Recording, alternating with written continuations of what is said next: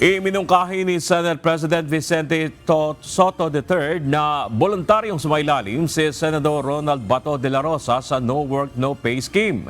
Bunso dito ng mahigit 3 buwan ng pagliban ni Senator Bato sa Senado sa gitna ng umano'y arrest warrant niya mula sa International Criminal Court o ICC.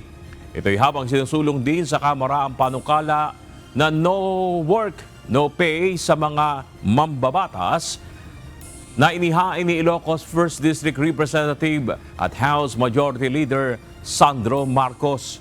Ayon kay Senador Tito Soto, kapag umakyat sa Senado ang naturang panukala, ay titingnan niya ang sentimiento ng mga miyembro ng Senate Majority Bloc hinggil dito. Pero para sa kanya, ay maaari itong pag-usapan.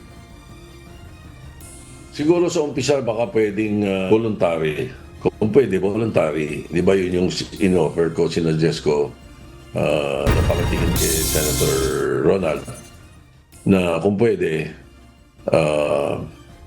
di ba, para medyo babasan yung pressure ng mga sinasabi ng mga tao na di ka naman pumapasok, ba't suwesweldo ka, di ba? So sinasuggest ko na pero hindi pwedeng manggaling sa akin. Ayoko naman manggaling sa akin. Sabihin ko, oh, hindi, tanggalin na sweldo niyan, hindi pumapasok. Wala kaming rule na ganun eh.